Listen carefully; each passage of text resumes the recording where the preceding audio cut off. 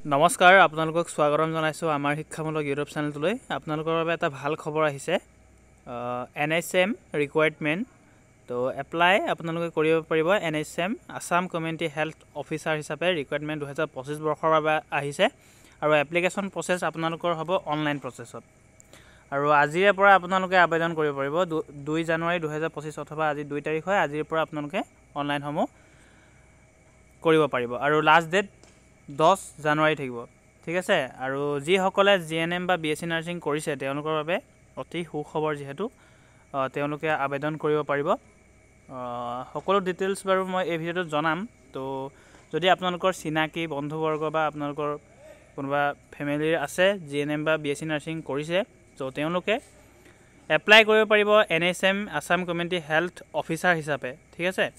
তো নিশ্চয়কৈ সহায় কৰি দিয়ক সকলোকে। আৰু চেনেলত এনেধৰণৰ আপডেটখিনি পাবলৈ বা আমি যিহেতু GNM আৰু BSc নাৰ্ছিং D-Pharm B-Pharm কোৰ্চসমূহৰ ক্লাছেছসমূহ লওঁ, তাৰ আপডেটখিনি পাই থাকিবলৈ চেনেলটো ছাবস্ক্ৰাইব কৰি বেল আইকনটো দবাই ৰাখিবলৈ একেবাৰে নাপাহৰিব।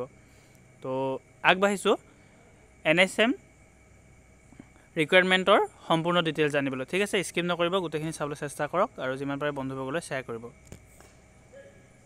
তো পোনপ্ৰথমে কিছুমান ইয়াতে টোটেল পষ্টৰ অৰ্গেনাইজেশ্যন কি, কোৱালিফিকেশ্যন কি লাগিব, এপ্লিকেশ্যন প্ৰচেছ কি হ'ব, ষ্টাৰ্ট ডেট, লাষ্ট ডেট সকলোবোৰ চাই লওঁ।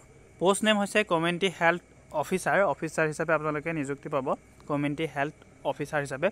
টোটেল পষ্ট আছে 100টা। তো বহুতো পষ্ট হয় 100টা যিহেতু, তো অসমত যিহেতু কেৱল অসমৰ 100টা পষ্ট ওলাইছে।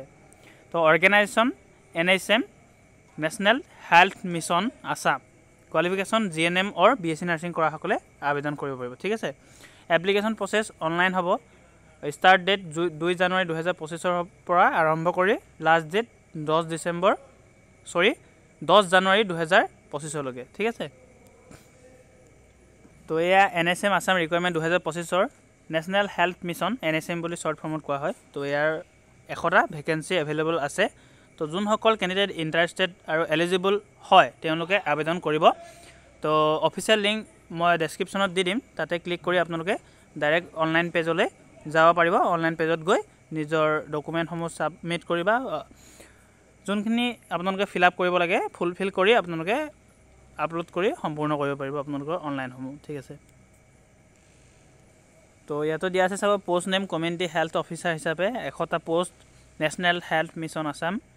আৰু আপোনালোকৰ ইয়াতে চাব পাৰ মান্থ কিমান টকাকৈ দিয়া হ'ব, ইয়াত দিয়া আছে 27,500 টকাকৈ দিয়া হ'ব বুলি। আৰু এছেঞ্চিয়েল কোৱালিফিকেশ্যন লাগিব, candidates must have a GNM or BSc nursing degree along with a 6 month certificate course in community health from IGNOU। যদি GNM নাৰ্ছিং বা BSc নাৰ্ছিং নকৰা হয় তেন্তে আপোনালোকৰ 6 month চাৰ্টিফিকেট কোৰ্চ লাগিব IGNOUৰ দ্বাৰা, যোনটো নেকি আপোনালোকে কমিউনিটি হেল্থ কোৰ্চ কৰিছে। এজ লিমিট দিয়া আছে চাব ইয়াতে, candidates must be up to 40 years of age as of 1st January 2025. However, the upper age limit is relaxable by 5 years for SC/ST candidates, 3 years for OBC/MOBC candidates and 10 years for PWD candidates. তো আপোনালোকে 40 বছৰ বয়সলৈকে আপোনালোকে আবেদন কৰিব পাৰিব। তো এয়াই আছিলে আপোনালোকৰ গুড নিউজটো।